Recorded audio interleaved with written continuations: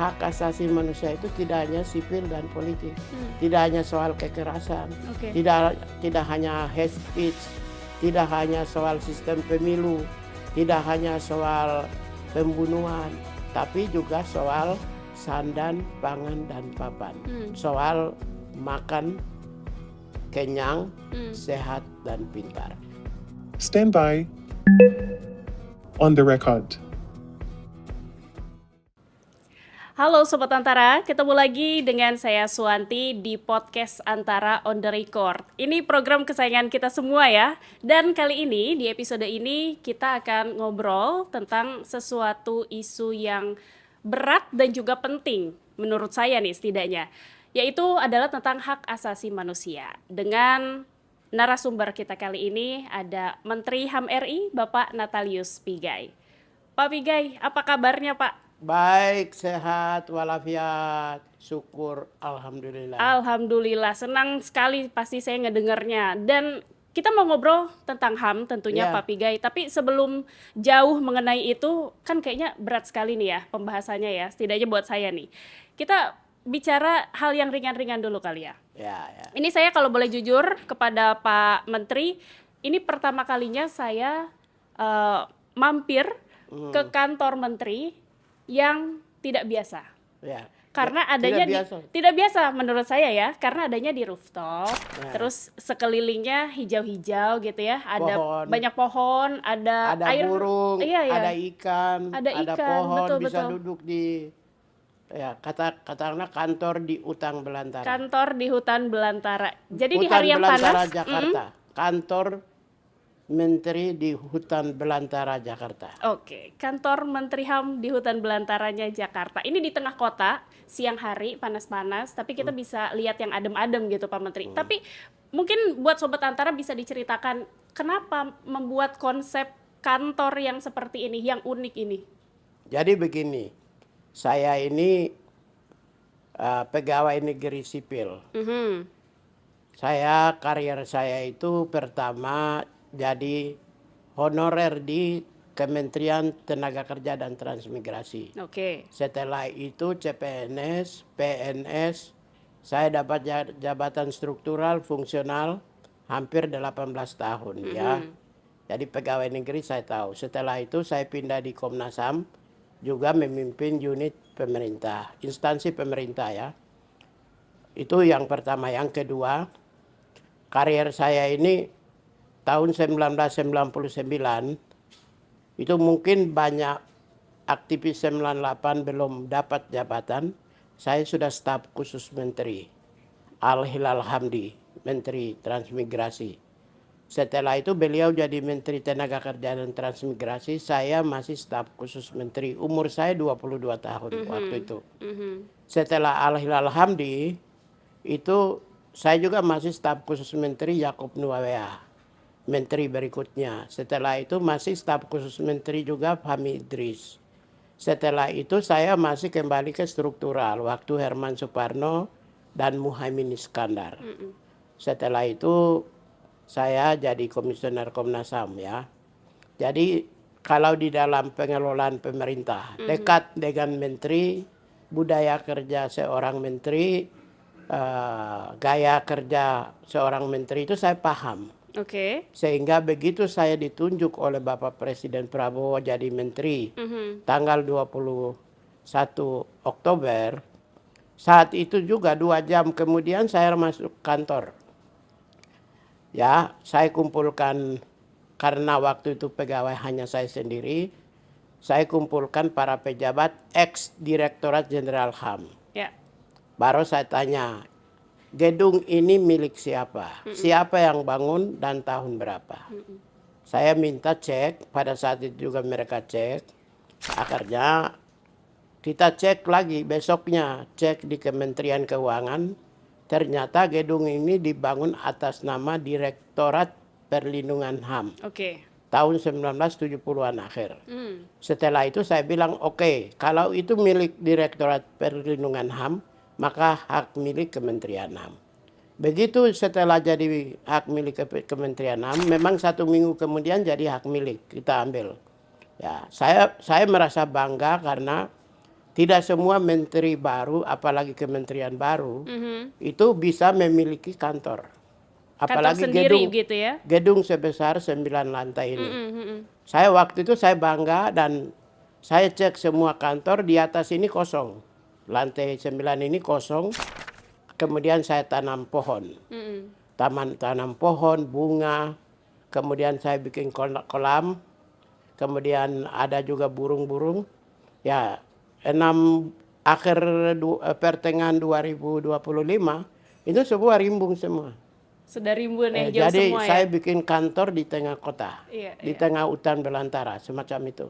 Maka kelihatan macam memang di sini itu suasana kantor saya ini agak unik. Maka itu yang membedakan. Kemudian yang membedakan pembeda yang kedua itu saya background karir saya ya. Saya itu orang yang mungkin dalam tanda kutip ya, dipersiapkan oleh negara menjadi pemimpin. Gimana ceritanya? Tahun 1999, Gus Dur cari saya. Saya setelah kuliah selesai ada di kampung. Karena saya aktivis 98. Dari Sayap, PM Kri, Smith, Andi Arief itu bos saya dulu. Smith, PRD. Nah, karena saya aktivis, Gus Dur cari saya. Gus Dur panggil saya melalui Al Hilal Hamdi dan Alwi Siap. Setelah itu saya jadi staf khusus Al Hilal Hamdi. Setelah itu Al Hilal Hamdi sesudah selesai, masuklah Menteri Tenaga Kerja itu Yaakob Nuawea. Al Hilal Hamdi titipkan saya ke Yaakob Nuawea. Sesudah Muhammad Iskandar, saya dilepaskan untuk bertarung di publik. Maka saya mengundurkan diri dari pegawai negeri sipil, PNS, di Kementerian Tenaga Kerja dan Transmigrasi. Saya bertarung di Komnas HAM, baru menjadi pimpinan Komnas HAM. Setelah di Komnas HAM itu, saya dibina oleh Jimli Asidiki, Profesor Jimli. Setelah Komnas HAM selesai, saya masuk dibina oleh Pak Prabowo. Jadi kalau dilihat dari rentetan ini, saya dipersiapkan negara jadi pemimpin. Jadi bukan baru, saya 26 tahun dipersiapkan oleh tokoh-tokoh bangsa untuk menjadi pemimpin. Maka kalau hari ini saya menjadi menteri, itu bukan kayak kilat dan guntur. Bukan ujuk-ujuk bukan gitu kayak ya? meteor yang langsung terucuk-ucuk, bukan. Tapi sudah dipersiapkan dari tahun 1999 dan menjadi menteri 2024 setelah 26 tahun. Itulah dari sisi latar belakang juga kalau dilihat. Kalau silakan bandingkan dengan para pemimpin. Siapa yang dapat jabatan di mana dia berasal dari kompetensi yang sama atau pengetahuan yang sama, perjalanan karier yang sama. Saya adalah berasal dari orang yang berasal dari wilayah konflik. Konflik HAM. Kemudian saya menjadi aktivis tahun 98 ya. Setelah itu kerja di NGO LSM. Ibu Yayasan Sejati, Ibu Mary LK Pangestu. Ketua yayasan saya. Setelah di NGO LSM, saya di Kementerian Tenaga Kerja dan Transmigrasi, saya nangani transmigrasi orang-orang kecil. Di Kementerian Tenaga Kerja, saya nangani orang-orang buruh. Saya spesialis bidang buruh migran. Penempatan buruh migran BNP 2 TKI, ya itu spesialisnya saya. Itu resmi. Ya saya peneliti bidang migrasi internasional. Jadi itu juga soal hak asasi manusia. Kemudian menjadi komisioner Komnas HAM, hak asasi manusia. Baru pembela HAM. Ya pembela kemanusiaan sesudah selesai Komnas HAM. Dan sekarang Menteri Hak Asasi Manusia. Jadi kalau soal bidang hak asasi manusia dan pengalaman panjang selama ini, itu hasil yang saya raih ini tidak bisa begitu saja muncul seperti kilat dan guntur. Tapi itu melalui perjalanan yang panjang. Tidak ada jaminan Anda akan berkualitas kalau tanpa melalui proses yang panjang. Ingin saya sampaikan. Nah, saya ini ibarat emas 24 karat yang dilebur melalui proses yang panjang. Saya menjadi menteri sejak itu 26 tahun. Sejak tahun 1999 saya menjadi staf khusus menteri yang lengket di menteri. Karena itu saya mengerti bagaimana gaya kerja, irama kerja, kepemimpinan, dinamika di dalam, ya mungkin itu. Selain memang kita tidak bisa menafikan itu God given wealth, pemberian Tuhan. Tapi bahwa perjalanan panjang dalam karier ini itu juga bukan ucu-ucu. Ya.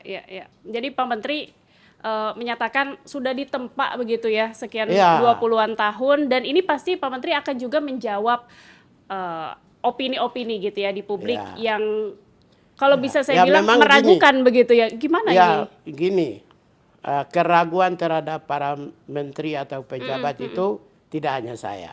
Saya tertarik dengan pernyataan Pak Menteri yang bilang Pak Menteri orangnya frankly speaking gitu. Tapi saya setuju itu sih, karena setiap Pak Menteri Natalius Pigai ini bicara di media pasti selalu ramai loh Pak Menteri. dengan tentunya fakta-fakta dan data-data juga yang disampaikan gitu ya. Tapi kalau bicara mengenai Pak Menteri ini kan ditempa 20-an tahun lebih, 26 tahun tadi ya. Oleh banyak tokoh-tokoh juga begitu yang besar saya di negara ini. Saya sebut semua nama-namanya. Betul. Saya tidak menyembunyikan nama orang dan itu benar-benar real adanya.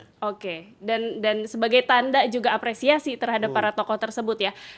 Kalau begitu Pak Menteri, sebetulnya ketika Pak Menteri menduduki jabatan ini sebagai Menteri HAM, apa concern yang ingin Pak Menteri bawa terkait penegakan HAM sebetulnya di Indonesia? Jadi begini. Kalau saya ini berkat terima kasihlah kepada Tuhan ya. Karena 2012 itu saya menjadi komisioner Komnas HAM. Pada saat saya awal menjadi komisioner Komnas HAM itu, alam bawah sadar rakyat Indonesia untuk mencari keadilan itu, rakyat selalu mengungkapkan langgar hukum. Ketika seseorang mendapat ketidakadilan, kamu langgar hukum, nanti proses hukum.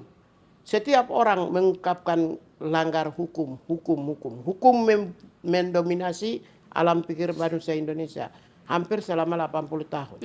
Dulu kesadaran hukum yang selalu menjadi pembicaraan publik. Hukum. Tapi begitu saya 2012 menjadi komisioner Komnas HAM dan saya ketua tim pemantauan penyelidikan, dan semua media di headline pertama itu, bahkan sampai pada saat itu seluruh media nginap di Komnas HAM selama 2012 sampai 2017 waktu saya. Karena itu pembangunan opini tentang hak asasi manusia itu benar-benar kita gencarkan dari 2012 ke atas. Hari ini Anda datang ke pedagang pasar. Nanti dia akan bilang apa? Melanggar HAM saya. Ketika Anda datang urusan keluarga, urusan privat, melanggar HAM saya. Anak kecil pun mengucapkan melanggar HAM saya. Apalagi orang-orang yang sadar tentang HAM. Dulu didominasi melanggar hukum saya. Saya akan proses hukum. Sekarang saya akan proses. Karena saya mendapat ketidakadilan dalam hak asasi manusia. Membalikan opini di mana 80 tahun didominasi oleh opini-opini hukum. Menjadi berpindah. Berpindah shifting ke hak asasi manusia. Itu sesuatu yang susah. Tapi karena sayalah salah satu yang memberi kontribusi pembangunan opini HAM di Indonesia, maka saya tidak mengalami kesulitan. Dan itu terus menerus saya akan melanjutkan. Saya ingin membangun peradaban hak asasi manusia sesuai dengan implementasi Asta Cita nomor 1 dan program-program Prabowo yang berorientasi tentang pembangunan hak asasi manusia bidang sipil dan politik dan ekonomi sosial budaya. Anda lihat mungkin selama ini imajinasi setiap orang itu hak asasi manusia itu sipil dan politik. Tapi ketika saya sudah sekarang saya sudah geser lagi untuk membangun kesadaran baru yang mungkin orang tidak tahu. Ketika MBG saya selalu bilang HAM. Kesehatan saya selalu bilang HAM, cek kesehatan gratis. Kemudian pendidikan, sekolah rakyat saya selalu bilang HAM.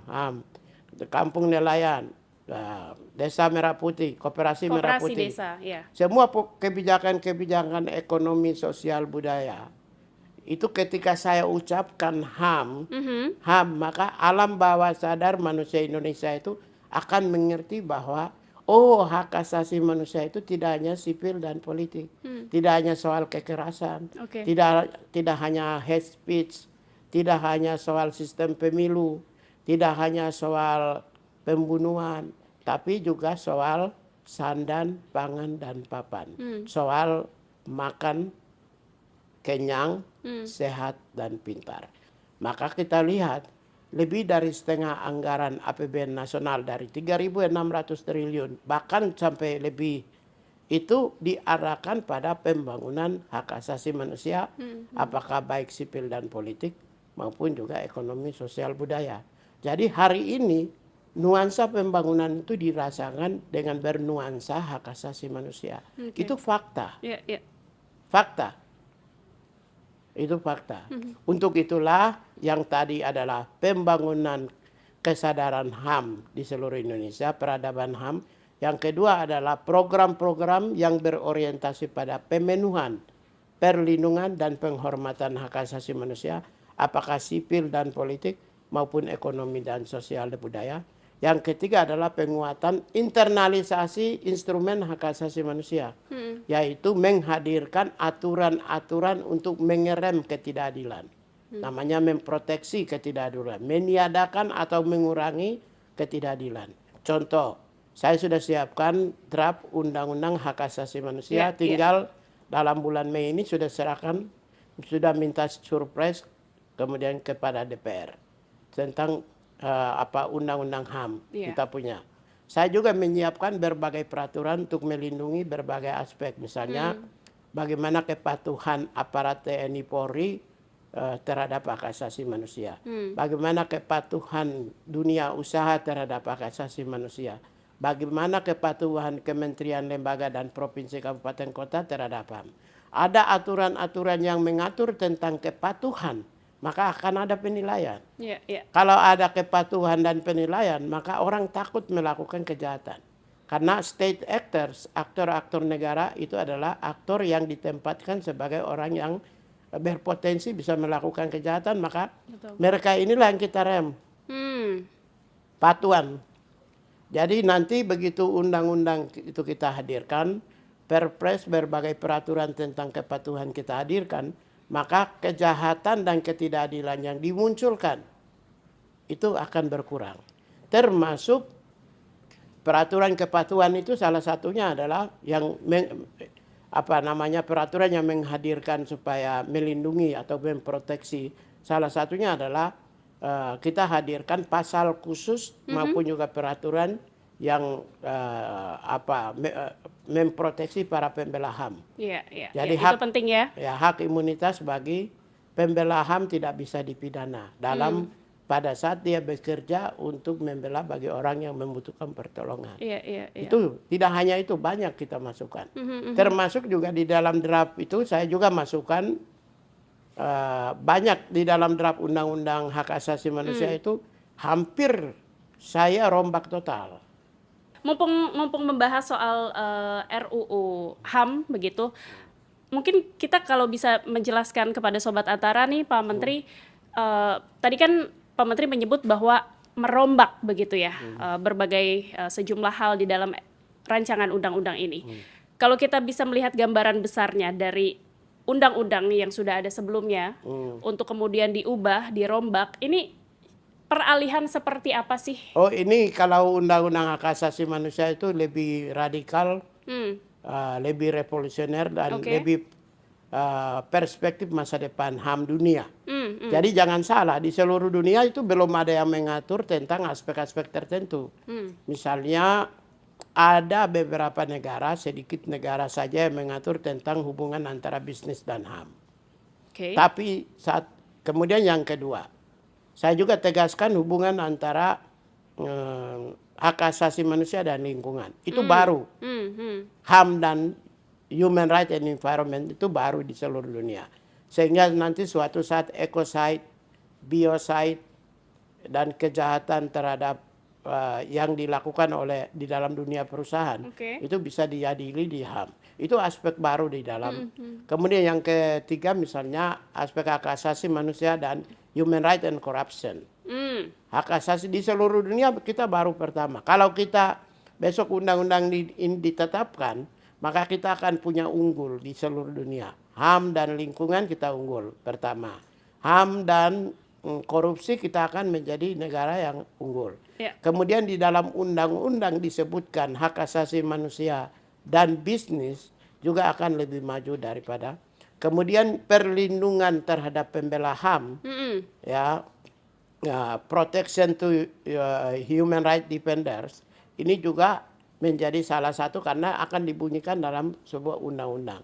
Kemudian kita juga bunyikan tentang ada trust fund untuk human right dan demokrasi juga kita munculkan. Kita munculkan juga musyawarah pembangunan hamba. Itu pertama kali di dunia. Kita sudah lakukan tahun lalu. Tahun lalu kita mulai dan tidak pernah ada di seluruh dunia itu. Kalau rencana aksi nasional, National Action Plan sudah ada. Seluruh dunia ada.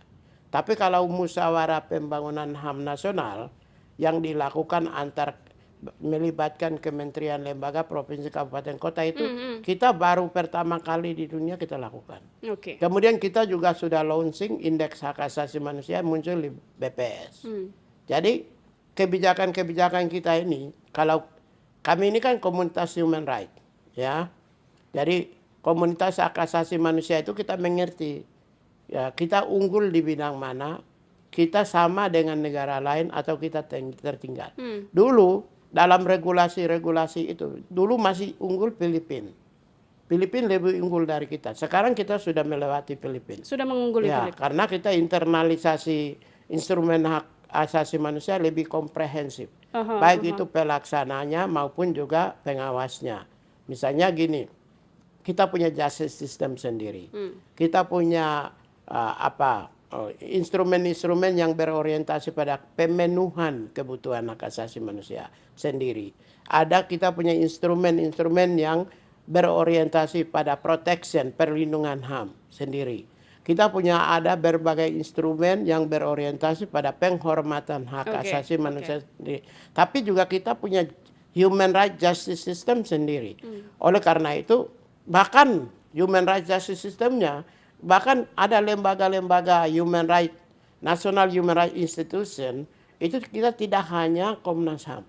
Tapi kita punya Komisi Disabilitas Nasional, ada Komnas Perempuan, ada Komisi Nasional Komisi Perlindungan Anak, ya. Itu juga ada. Oleh karena itu dengan adanya ini, maka kita punya lengkap. Ada lembaga yang mengatur, ada undang-undang dan instrumen dan lembaga yang mengatur tentang pemenuhan kebutuhan sandan, pangan, dan papan. Kita punya. Ada instrumen dan lembaga yang mengatur tentang perlindungan dan protection. Yang ketiga ada lembaga atau instrumen yang mengatur tentang penghormatan dan penghargaan terhadap manusia. Tapi juga ada lembaga yang mengatur tentang justice system, proses peradilan. Kalau Anda misalnya ada aktor yang melakukan kejahatan pelanggaran HAM, diduga melakukan pelanggaran HAM, dia bisa diadili. Jadi justice system juga kita ada. Kita punya hakim sendiri, hakim ad hoc sendiri. Saya sudah mulai dalam undang-undang, saya sudah munculkan penyidik HAM.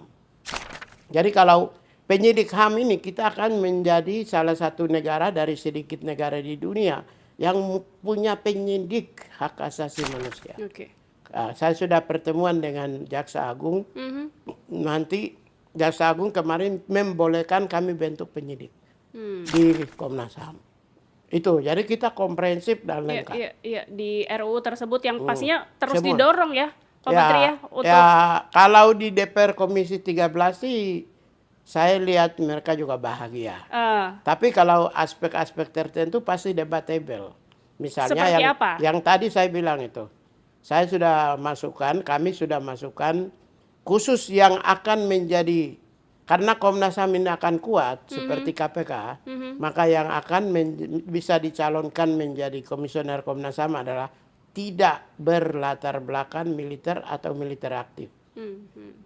Itu memang ada ekstrim, tapi for the civilian liberties is okay. Bagus dong, karena kita kan mau membangun berperadaban sipil, bukan berperadaban non sipil. Oleh karena itu kita menghindari institusi-institusi yang menghadirkan justice. Itu kami menghindari adanya penetrasi organisasi bersenjata resmi negara masuk dalam wilayah sipil, khususnya di dunia komunitas hak asasi manusia. Jadi kalau lembaga-lembaga hak asasi manusia, saya memproteksi. Kantor saya ini tidak ada aparat. Nggak ada aparat. Satu orang pun, security pun tidak ada aparat. Itu bukan bukan berarti kita benci, bukan. Tapi ya lembaga hak asasi manusia memang sejatinya itu. Tapi kita terima kasih kepada aparat. Ketika kita di demonstrasi, ya kita undang. Tapi undang profesional. Ketika ada demo, mereka yang bantu. Ketika 25 Agustus, waktu peristiwa Agustus, ya tentara bantu jaga. Tapi itu peran dan tugas mereka aja. Tapi kalau untuk setiap hari, mulai dari security, ajudan, semua protokol di kantor ini, semuanya sipil. Saya mau ingin sipil juga di Komnas HAM. Saya mau ingin sipil juga di Komnas Perempuan. Saya mau ingin sipil juga di Komnas Anak dan Komnas Disabilitas. Sipil, karena sipilian mereka ini adalah lembaga yang menjaga kedikdayaan sipil. Jadi mereka instrumen penjaga. Nah, oleh karena itu biarkanlah undang-undang ini semoga di DPR tidak dikurangi. Mohonlah ya, saya minta tolong DPR ya. Tolong yang usulan saya yang ini tolong jaga karena ini untuk masa depan anak cucu kita. Ya, Pak Menteri, tadi juga saya tertarik sama statement dari Pak Menteri bahwa RUU HAM gitu yang sedang diproses sekarang ini juga kan akan mencantumkan soal perlindungan terhadap pembela HAM. Kalau tadi Pak Menteri cerita di awal juga kan sempat menjadi aktivis pembela HAM begitu ya. Kemudian kalau kita melihat ada dinamika yang terjadi belakangan, Pak Menteri, ada kasus-kasus yang juga melibatkan para aktivis HAM gitu. Kita sebut saja penyiraman air keras terhadap aktivis Kontras, Mas Andri Yunus begitu. Kemudian ada juga kasus-kasus peretasan digital, bahkan sudah masuk ke dunia siber dan juga privat begitu ya. Tanggapan dari Pak Menteri terkait hal ini seperti apa? Dan mungkin nanti kita bisa nyambung dengan RUU yang sudah melingkupi isu tersebut gitu ya untuk pembela HAM. Jadi gini, saya jelaskan dulu peretasan digital ya. Di dalam Undang-Undang HAM itu saya sudah bunyikan namanya right to be forgotten. Right to be forgotten itu apa? Hak bagi orang yang dicitrakan buruk untuk bisa menuntut tidak boleh gunakan berita-berita citra negatif masa lalu. Dia bisa punya hak untuk menuntut. Dia bisa bawa ke pengadilan. Pengadilan memutuskan untuk bisa meminta hapus jejak digitalnya masa lalu. Oleh karena itu berdasarkan di dalam Undang-Undang HAM kita sudah munculkan right to be forgotten namanya. Oleh karena itu mudah-mudahan dengan adanya undang-undang ini pasal yang menegaskan right to be forgotten ini bisa mengurangi adanya pelanggaran-pelanggaran hak yang dilakukan melalui sistem digital untuk masa yang akan datang. Nah, tapi lagi-lagi sekarang juga sedang dikontrol oleh Kementerian Komunikasi Informasi dan digital kontrol sekarang. Yang soal digital terutama yang pengelolanya adalah penggunanya adalah anak usia dini, anak lewat usia muda. PP Tunas ya. PP Tunas. Kemudian juga Badan Cyber juga sering, tapi kan tidak bisa membatasi lalu lintas komunikasi karena sekarang kan borderless nation. Iya, betul. Borderless nation itu tidak hanya melintasi sebuah negara, tapi melintasi aspek-aspek yang bisa dipakai instrumen untuk membangun peradaban hak asasi manusia dan demokrasi. Itu tetap dimuliakan dan diberi tempat khusus untuk berkreasi sebagai alat check and balances. Jadi dari sisi konteks hak asasi manusia, saya bilang penggunaan cyber, ya informasi teknologi itu boleh hak asasi manusia. Betul. Tapi di situ ada pembatasan. Yang diusahakan tidak boleh adalah ad hominem. Itu satu. Yang kedua, yang tidak boleh itu adalah menyerang kehormatan suku, agama, ras antar golongan. Itu tidak boleh. Yang ketiga itu adalah moralitas bangsa. Ya, menampilkan simbol aspek-aspek yang mengganggu moralitas. Lalu yang keempat itu adalah mengganggu stabilitas nasional. Itu bisa dilarang, bisa diatur, bukan itu bisa diatur. Tapi selain dari itu, konten apa aja itu bisa. Selain dari itu bisa. Apalagi namanya memberi kritikan, tuntutan, dukungan, boleh. Mau kritik kebijakan Kementerian HAM melalui cyber nggak apa-apa. Itu bagian dari kebebasan berekspresi gitu ya, bagian kebebasan dari ekspresi itu yang hanya bisa dibatasi itu dari ICCPR pasal 19 sampai 21. Baik. Pak Menteri, tadi di awal waktu Pak Menteri memperkenalkan background begitu ya dari Pak Menteri, saya mengutip bahwa Pak Menteri berasal dari wilayah konflik. Begitu ya. Bahkan dipanggil oleh almarhum Gus Dur pun adalah sebagai putra dari putra Papua begitu ya. Terkait dengan hal ini Pak Menteri, kalau kita melihat kasus-kasus HAM di Papua, bahkan yang terbaru ada ya kasus di Kabupaten Puncak begitu ya. Sekitar tanggal 14 April ada insiden yang mengambil korban jiwa sipil sampai 15 orang, Pak Menteri. Akibat ada masuk militerisme, pendekatan dan sebagainya. Menurut Pak Menteri, pendekatan HAM terhadap konflik di tanah Papua secara khusus seperti apa sih yang sekarang harus digaungkan gitu ya? Karena mungkin pendekatan secara militeristik kok belum menunjukkan ke arah yang penyelesaian secara sustain gitu, Pak. Ya. Memang gini ya, di Papua ini peristiwa kemarin ini kan rentetannya. 1 minggu sebelumnya itu di Kabupaten Dogiai ada 2 atau 3 orang yang meninggal. Setelah itu di Yaukimo 1 orang meninggal.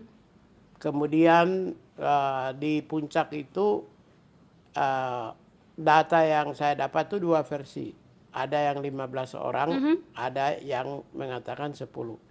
Tapi secara keseluruhan tidak kurang dari 20 orang. Iya. 15 orang itu dari data Komnas HAM begitu ya? Data dari pemerintah daerah.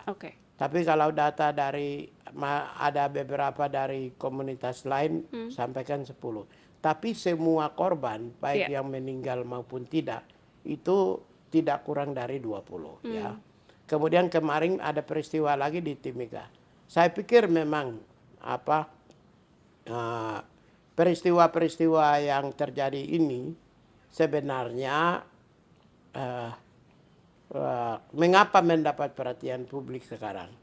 Karena sekarang borderless nation, Kenichi Ohmae. Jadi lalu lintas komunikasi digital yang semua orang bisa gunakan itu sudah bisa terbuka secara kasat mata. Kita bisa tahu peristiwa manapun yang terjadi di seluruh dunia. Sudah transparan semuanya ya. Oleh karena itulah maka pola pendekatan yang dibangun oleh Jakarta terhadap Papua sekian lama ternyata mungkin tidak cocok dengan situasi dan zaman sekarang. Kalau bicara tentang Papua, bagaimana menghadirkan perdamaian dan keadilan di Papua, itu tidak hanya bisa diselesaikan oleh 1-2 orang. Tidak hanya oleh eksekutif, tidak hanya oleh legislatif, tidak hanya oleh yudikatif, tidak hanya oleh partai politik, tidak hanya oleh tokoh-tokoh prominent nasional. Semua harus duduk sama-sama mengambil keputusan seperti apa jalan yang terbaik menciptakan perdamaian abadi di Papua. Kalaupun juga nanti eksekutif bicara tentang ada prospek baru perdamaian Papua, nanti legislatif bilang enggak. Begitu eksekutif legislatif bilang, nanti ketua-ketua umum partai politik bilang enggak. Begitu mereka sepakat, tokoh-tokoh nasional, negarawan Indonesia, pensiunan-pensiunan jenderal maupun politisi-politisi Indonesia bilang enggak. Kalau semua sepakat, semua harus ambil keputusan bersama. Jadi tidak bisa memaksa satu orang untuk melakukan keputusan untuk menciptakan perdamaian. Misalnya eksekutif, kamu harus bisa ciptakan perdamaian, nggak bisa. Karena Papua dengan Jakarta ini beda kasusnya. Dengan sebuah peristiwa sosial yang terjadi di Jogja, di Semarang, di Surabaya, di NTT, di Sulawesi. Beda kasusnya. Papua dengan Jakarta ini ada komunitas di sana yang sedang memperjuangkan politik untuk keluar dari negara Republik Indonesia. Kalau itu terjadi, maka keputusan nasional adalah keputusan yang komprehensif. Mungkin kalau saya bisa nyambung terkait dengan bagaimana pemerintah begitu ya mencoba untuk menyelesaikan kasus-kasus HAM di dalam negeri. Ini kan juga terkait dengan peranan Indonesia di internasional tadi. Pak Menteri tadi beberapa kali menyebut soal peranan Indonesia di komunitas HAM dunia, termasuk adalah peranannya sebagai Presiden Dewan HAM PBB yang 8 Januari 2026 ini ya, Pak Menteri diumumkan begitu. Kemudian mungkin ini perlu dijelaskan juga kepada Sobat Antara, bagaimana sebetulnya Indonesia bisa berperan di tengah, kalau kita lihat konflik global saat ini lagi heboh di mana-mana begitu. Dulu kita melihat beberapa tahun belakangan ada konflik Rusia-Ukraina, kemudian ditambah dengan konflik di Gaza yang tidak juga selesai gitu ya. Kemudian ditambah lagi konflik AS dengan Iran begitu dan ini melibatkan banyak juga negara sekitarnya. Ini akan jadi pertanyaan terakhir saya, Pak Menteri, gimana Indonesia bisa berperan di internasional? Kita rebut Presiden Dewan HAM PBB itu prestasi, bukan? Itu capaian dan sejarah ya, karena setelah 22 tahun. Salah satunya kontribusi Kementerian HAM untuk bangsa Indonesia. Oleh karena itulah gitu. Selain itu, jam terbang Pak Prabowo yang punya kapasitas diplomasi beyond orang Indonesia, ya, itu telah menjadikan Indonesia menjadi punya pemimpin prominent yang berpengaruh di seluruh dunia. Kita punya, ini adalah salah satu blessing menurut saya ya, kesempatan dan peluang dengan jam terbang dan diplomasi, kemampuan diplomasi yang dimiliki oleh Pak Prabowo, inilah yang sedang dimainkan. Satu, sesuai dengan amanat Undang-Undang Dasar 45, ikut serta menciptakan perdamaian dunia. Pak Prabowo sedang wujudkan itu. Tapi juga yang kedua adalah Pak Prabowo juga membangun komunikasi yang setara dengan pemimpin-pemimpin dunia untuk menciptakan perdamaian dan keadilan di seluruh dunia. Lalu yang berikut, Pak Prabowo juga ikut berperan dan konsisten membela mereka yang sudah lama menderita seperti Palestina. Ikut serta membangun sembari memproteksi kepentingan nasional. Pak Prabowo itu sekalipun ikut turut serta menciptakan perdamaian dunia, tapi Prabowo already sudah put misalnya core of national interest. Core of national interest itu dia sudah menempatkan posisi kepentingan nasional daripada kepentingan lain. Jadi selain menempatkan kepentingan nasional di posisi yang tertinggi, juga kepentingan menciptakan perdamaian dunia di posisi yang tinggi. Oleh karena itulah maka saya sampaikan momentum yang sekarang kita dipimpin oleh presiden yang paling tepat ini, kalau antara presiden, para pemimpin dan para pengamat masyarakat kalau bersatu, saya yakin Indonesia akan bisa lebih unggul dari negara-negara lain. Yang penting bersatu aja. Tokoh nasional juga bersatu di atas. Kami yang mediocre. Kami ini kan tokoh lapisan kedua atau ketiga kan. kami yang lapisan ketiga ini juga harus bersatu.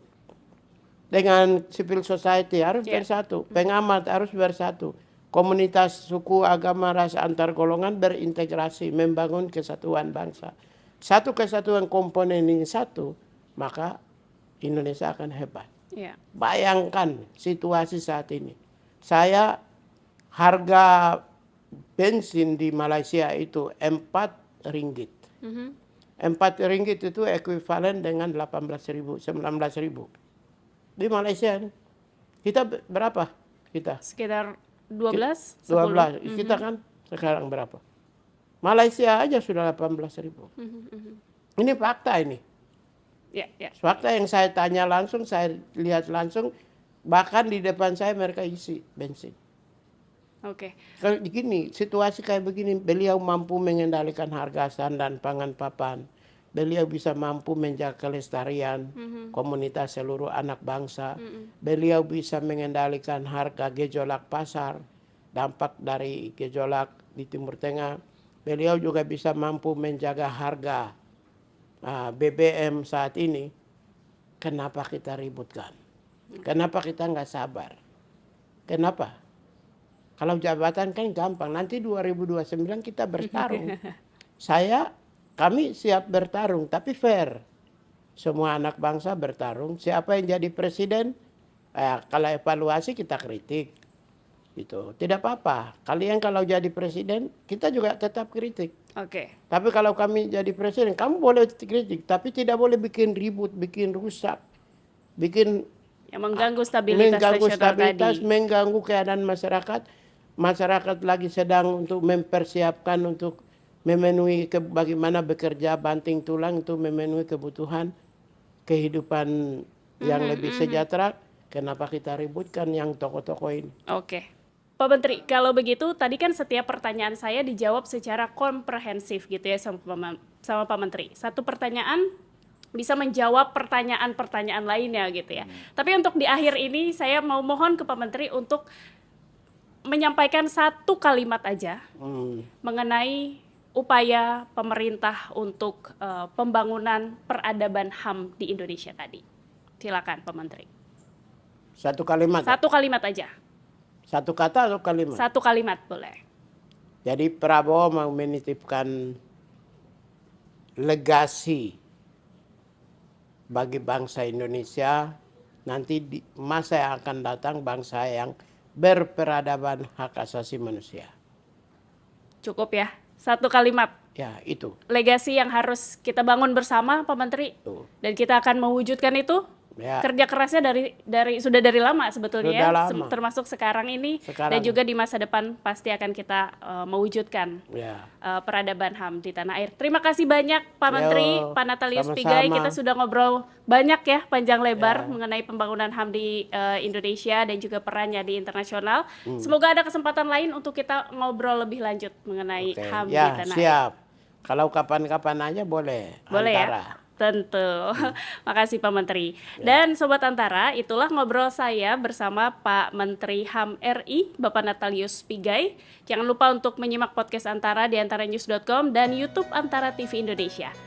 Kita akan ketemu lagi di episode podcast Antara berikutnya. Sampai jumpa. Bye-bye. Bye.